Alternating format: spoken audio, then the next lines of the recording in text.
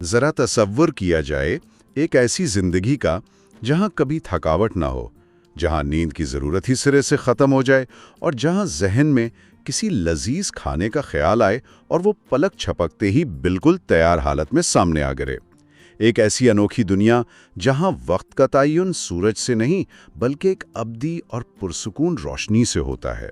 واقعی یہ سن کر ہی انسان کا دماغ ایک لمحے کے لیے رک جاتا ہے۔ بالکل۔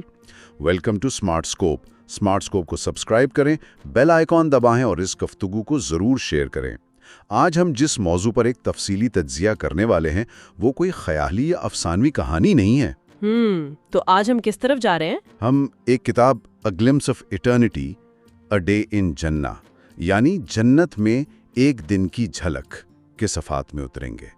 اور سننے والوں کے لیے یہ بتانا ضروری ہے کہ اس کتاب میں مستند حوالوں کی روشنی میں انسان کی اس حتمی منزل کی انتہائی ٹھوس اور طبی حقیقت بیان کی گئی ہے۔ ہم عام طور پر اس موضوع کو محض ایک روحانی تصور کے طور پر دیکھتے ہیں، لیکن یہ کتاب اس کے باقاعدہ فزیکل اور نفسیاتی حقائق کو سامنے لاتی ہے۔ اچھا، یہ بہت زبردست بات ہے، کیونکہ اس تفصیلی گفتگو کا اصل مقصد انسان کو دنیاوی طبی قوانین یعنی فزکس اور بائیولوجی کی ان تھکا دینے والی حدود سے نکال کر ایک ایسی کمال درجے کی زندگی کی سیر کروانا ہے جہاں ہر خواہش بغیر کسی دنیاوی محنت کر پوری ہوتی ہے۔ دیکھیں، دنیا میں انسان ہر چیز کو بقا کی جدوجہد کے دائرے میں سوچتا ہے۔ ہاں، ہر وقت ایک سروائیول موڈ آن رہتا ہے۔ بالکل، لیکن یہ کتاب بتاتی ہے کہ اس ابدی زندگی کے قوانین ہماری دنیاوی سوچ سے بالکل مختلف ہیں۔ وہاں کشش ثقل، وقت کا بہاؤ اور انسانی جسم کی کیمسٹری ایک بالکل ہی نئے اور حیران کن نظام کے تحت کام کرتی ہے۔ تو اس حیرت انگیز سفر کا آغاز وقت اور روشنی کے تصور سے ہی کرتے ہیں۔ کتاب بتاتی ہے کہ وہاں سورج، چاند اور رات کا کوئی وجود ہی نہیں ہے۔ قرآنی حوالوں کے مطابق وہاں نہ جلانے والی دھوپ ہوگی اور نہ کڑاکے کی سردی، بلکہ پورا ماحول ایک مسحور کن روشنی سے منور رہے گا، اور وقت کا اندازہ محض اس روشنی کی شدت سے لگایا جائے گا۔ لیکن اس ماحول میں ایک اور انتہائی عجیب پہلو نیند کا نہ ہونا ہے۔ صحیح الجامع کی حدیث کا حوالہ بھی کتاب میں موجود ہے کہ نیند موت کی بہن ہے، اس لیے وہاں کوئی سوئے گا نہیں۔ ایک منٹ، مطلب کوئی سوئے گا ہی نہیں؟ یہ تو میرا مطلب ہے ہماری بائیولوجی کے بنیادی اصولوں کو ہی الٹ دیتا ہے۔ ہماری روزمرہ زندگی کی مثال لے لیں، اگر کوئی انسان 12 گھنٹے کی مسلسل شفٹ لگا کر گھر آئے تو اس کا اعصابی نظام جواب دے جاتا ہے۔ بالکل، انسان نڈھال ہو جاتا ہے۔ ہاں نا، نیند کے بغیر تو انسان کی دماغی حالت بگڑنے لگتی ہے، ہیلوسینیشن شروع ہو جاتی ہے۔ تو انسان اگر سوچے، اگر یہ بائیولوجیکل ضرورت ہی ختم کر دی جائے تو کیا مسلسل جاگنے سے ایک عجیب سی اکتاہٹ یا کہہ لیں بوریت پیدا نہیں ہو جائے گی؟ اچھا، یہ سوال دراصل ہماری اس دنیاوی اور محدود انسانی ساخت کی پیداوار ہے۔ اگر ہم نیند کی طبی حقیقت کو سمجھیں تو دنیا میں نیند کس لیے بنائی گئی ہے؟ نیند دراصل جسمانی ٹوٹ پھوٹ، خلیات کی مرمت اور دماغ سے زہریلے مادوں کو صاف کرنے کے لیے ہوتی ہے۔ دن بھر کی مشقت سے جسم کا انرجی لیول گر جاتا ہے۔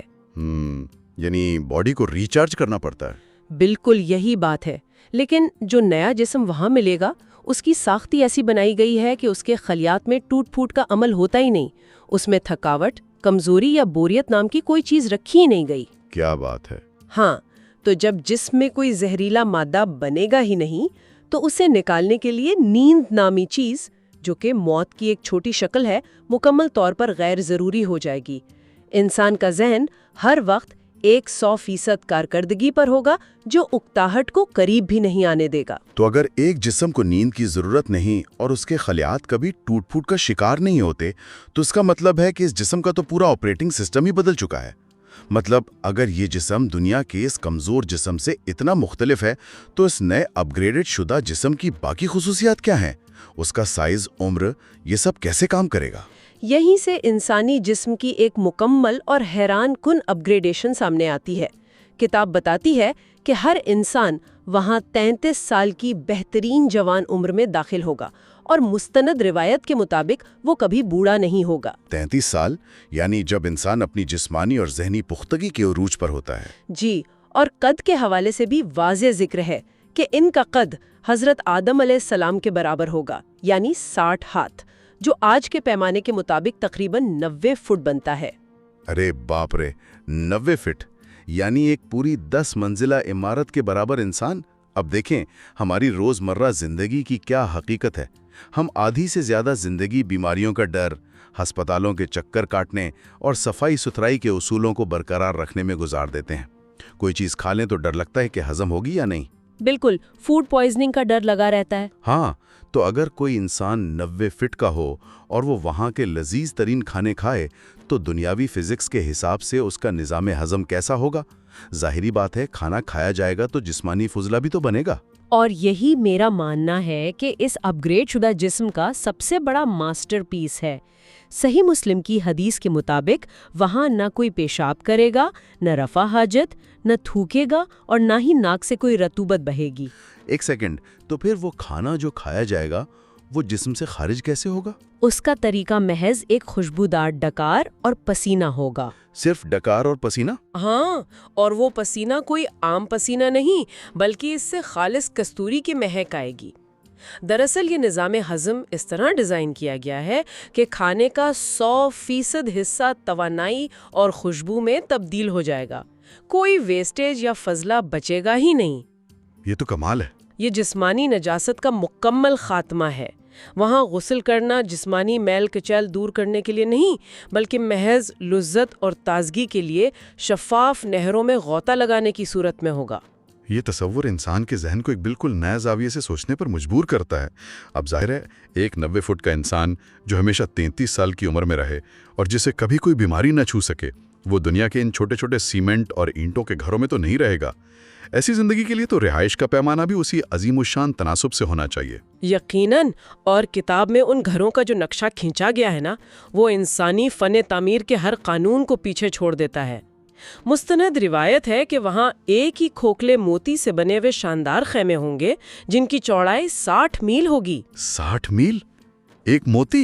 بنائے گئے ہوں گے، اور ان کے درمیان جو گارا استعمال ہوگا وہ تیز خوشبودار کستوری کا ہوگا۔ زمین کی مٹی زعفران کی ہوگی، اور جہاں ہم دنیا میں عام بجری بچھاتے ہیں وہاں موتیوں اور یاقوت کی کنکریاں ہوں گی۔ ہماری دنیا کے ارب پتی لوگوں کا اگر دیکھا جائے تو وہ مہنگے ترین محلات تو بنا لیتے ہیں، کروڑوں روپے لگا دیتے ہیں، لیکن دنیا کے سب سے مہنگے محل کو بھی مسلسل مینٹیننس کی ضرورت پڑتی ہے۔ پینٹ اکھڑتا ہے، دیواروں میں دراڑیں آتی ہیں، چھت ٹپکتی ہے، مطلب ہر چیز وقت کے ساتھ زوال کا شکار ہوتی ہے۔ لیکن یہاں تو تعمیراتی سامان ہی ایسا ہے جو زوال پذیر نہیں۔ بالکل، اور قرآنی حوالوں میں یہ ذکر بھی موجود ہے کہ ان محلات کے نیچے 4 مختلف قسم کی نہریں بہتی ہوں گی۔ 4 مختلف نہریں؟ جی ہاں، اور ان نہروں کی تفصیل بھی دنیاوی کیمسٹری سے بالاتر ہے۔ ایک خالص پانی کی نہر جو کبھی کھڑا رہ کر خراب یا بدبودار نہیں ہوگا، ایک دودھ کی نہر جس کا ذائقہ کبھی تبدیل نہیں ہوگا، ایک لذیذ شراب کی نہر جس سے نہ کوئی نشہ چڑھے گا اور نہ سر درد ہوگا، اور چوتھی بالکل خالص شہد کی نہر۔ اب یہاں ایک بہت گہرا نفسیاتی پہلو چھپا ہے۔ وہ کیا؟ دیکھیں، دنیا میں سونا، چاندی، یاقوت وہ چیزیں ہیں جن کے حصول کے لیے جنگیں لڑی جاتی ہیں، وسائل پر قبضے کیے جاتے ہیں، لیکن وہاں یہ محض تعمیراتی سامان ہے۔ انسان کی نفسیات جب کامیابی کے خوف سے نکل کر اس ابدی فراوانی کو دیکھے گی تو وہ ایک نہ ختم ہونے والے سکون میں آ جائے گی۔ حسد، لالچ اور چھن جانے کا ڈر ہمیشہ کے لیے ختم ہو جائے گا۔ یہ واقعی ایک زبردست نکتہ ہے۔ جب وسائل کی کمی ہی نہ ہو تو لالچ تو خود بخود موت کا شکار ہو جاتا ہے۔ لیکن اتنے عالی شان ماحول میں جہاں موتیوں کے محلات اور شہد کی نہریں ہوں، وہاں دسترخوان اور کھانے پینے کا انداز کیا ہوگا؟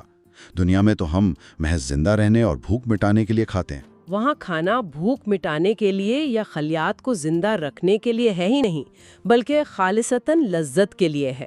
مینیو ایسا ہے کہ جو بھی انسان سوچے گا وہ فوراً بغیر کسی تاخیر کے سامنے آ جائے گا۔ کتاب میں ترمذی کی حدیث کے حوالے سے درج ہے کہ اگر کوئی شخص اڑتے ہوئے پرندے کو دیکھ کر محض دل میں یہ خواہش لائے کہ اسے کھانا ہے تو وہ پرندہ فوراً بھنا ہوا ہو کر اس کے سامنے آ گرے گا۔ کیا بات ہے، سوچا اور مل گئے۔ بالکل، درختوں کی شاخیں خود جھک کر اپنا پھل پیش کریں گی۔ ایک پھل توڑیں گے تو فوراً اسی وقت اس کی جگہ دوسرا پھل اگائے گا۔ اچھا، روزمرہ زندگی کی ایک مثال اگر لی جائے، جب ہم کوئی آن لائن فوڈ آرڈر کرتے ہیں تو اس انتظار کا اس راستے میں ہونے والے ڈیلیوری کے عمل کا بھی ایک اپنا مزہ ہوتا ہے۔ بھوک چمک اٹھتی ہے، بندہ بار بار فون چیک کرتا ہے، ایک تڑپ پیدا ہوتی ہے۔ اگر ہر چیز پھلک چھپکتے ہی محض سوچنے پر مل جائے تو کیا خواہش کی وہ تڑپ اور انتظار کا مزہ ختم نہیں ہو جائے گا؟ یہ ایک بہت ہی اہم سوال ہے۔ دراصل دنیا میں جو انتظار کا مزہ ہے وہ وسائل کی کمی اور رکاوٹوں کی وجہ سے پیدا ہوتا ہے۔ دنیا میں خواہش کے پیدا ہونے اور اس کی تکمیل کے درمیان ایک فاصلہ ہے، ایک رگڑ ہے۔ ٹائم لگتا ہے۔ جی، لیکن اس نئی زندگی میں خواہش کا پیدا ہونا اور اس کی تکمیل کا وقت، یہ دونوں آپس میں صفر کے فاصلے پر آ جائیں گے۔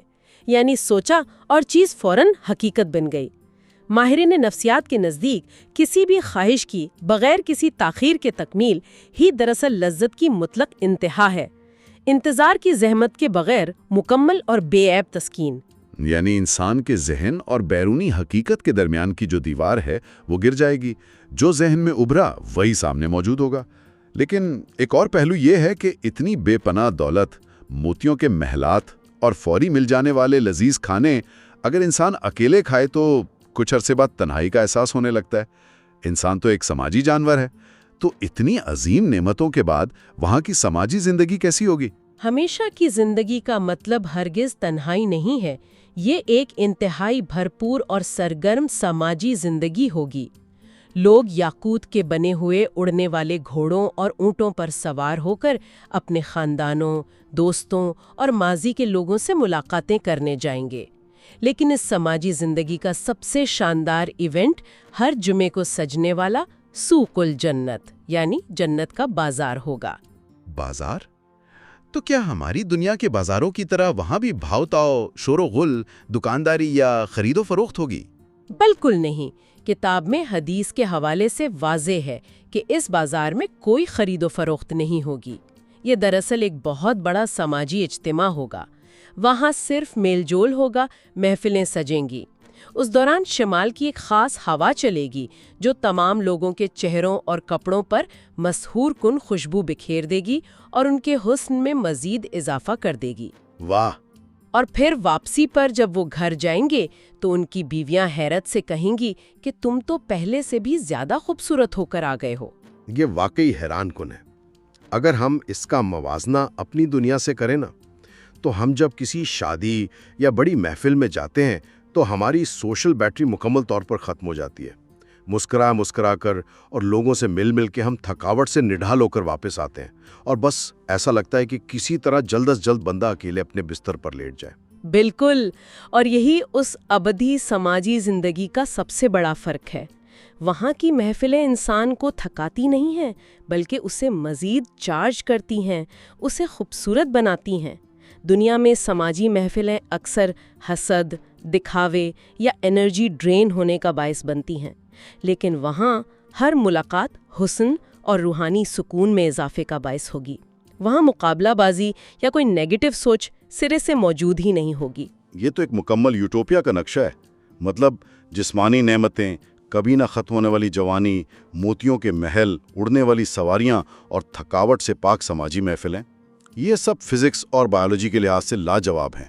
لیکن اس پوری ابدی زندگی میں ایک لمحہ ایسا آتا ہے جو ان تمام مادی چیزوں کو بہت پیچھے چھوڑ دیتا ہے۔ بالکل، اور وہ حتمی مقام، وہ سب سے بڑی نعمت رؤیت باری تعالیٰ یعنی اللہ کا دیدار ہے۔ ان تمام لامحدود آسائشوں کے باوجود اس زندگی کا سب سے بڑا عروج یہی ہوگا۔ مستند احادیث میں واضح طور پر بیان کیا گیا ہے کہ اللہ تعالیٰ اہل جنت سے براہ راست مخاطب ہو کر پوچھے گا، کیا تم کچھ اور چاہتے ہو؟ انسان اگر سوچے تو وہ کتنی حیرت سے کہیں گے کہ ہمیں جہنم سے بچا لیا، یہ لازوال نعمتیں دے دیں، اب اس کے بعد اور کیا چاہیے ہو سکتا ہے؟ یعنی مادی اور جسمانی کمال تو اپنی آخری حد کو چھو چکا ہوگا، اسے آگے کیا ممکن ہے؟ اور عین اسی وقت وہ پردہ ہٹا دیا جائے گا، اور کتاب کے مطابق ان خوش نصیبوں کو اس پورے ماحول میں اپنے رب کے دیدار سے زیادہ پیاری کوئی اور نعمت نہیں لگے گی۔ یہ وہ مقام ہے جہاں فزیکل تکمیل اور روحانی کمال کا ملاپ ہوتا ہے۔ یہ وہ سب سے بڑی روحانی لذت ہے جو باقی تمام محلات اور کھانوں کو بالکل مدھم کر دے گی۔ جسم کے ملنے سے لے کر نیند کے مکمل خاتمے تک کا سفر، 60 میل چوڑے موتیوں کے محلات جہاں سونے اور چاندی کی اینٹیں ہیں، خواہشات کی ایسی فوری تکمیل کے سوچتے ہی ہر چیز حاضر ہو جائے، بالکل۔ اور پھر وہ بازار اور سماجی محفلیں جو انسان کو تھکانے کے بجائے اس کا حسن اور بڑھا دیں، اور بالآخر خالق کائنات کا دیدار۔ یہ کتاب دراصل انسان کو اس کی اصل حیثیت اور حتمی منزل کی یاد دہانی کرواتی ہے۔ اس سارے کمال کو دیکھنے کے بعد دنیا کے دکھ اور تھکاوٹیں بہت ہی معمولی لگنے لگتی ہیں۔ تفصیلی گفتگو کے بعد سننے والوں کے لیے ایک انتہائی فکر انگیز سوال ذہن میں ابھرتا ہے جس پر غور کرنے کی ضرورت ہے۔ ہمارا یہ موجودہ انسانی دماغ جو لاکھوں سالوں سے بقا کی جنگ لڑنے، خطرات سے نمٹنے اور دن رات محنت کرنے کے لیے پروگرام ہوا ہے، جب اسے ایک ایسے ماحول میں رکھا جائے گا جہاں کوئی خطرہ، کوئی محنت اور کوئی کمی نہیں ہوگی، تو کیا یہ ایک بالکل نئے شعور کی شروعات نہیں ہوگی؟ بالکل، ایک نیا شعور۔ ہاں، بقا کی جبلت سے نکل کر ابدی سکون کے احساس تک کا یہ ذہنی سفر کتنا شاندار ہوگا۔ اس سوال کو اپنے ذہن میں ضرور رکھیے گا۔ اگر یہ سیر حاصل گفتگو سوچ کے زاویے بدلنے میں کامیاب ہوئی ہے تو سمارٹ اسکوپ کو ابھی سبسکرائب کریں، بیل آئیکن کو دبانا مت بھولیں اور اسے دوستوں کے ساتھ ضرور شیئر کریں۔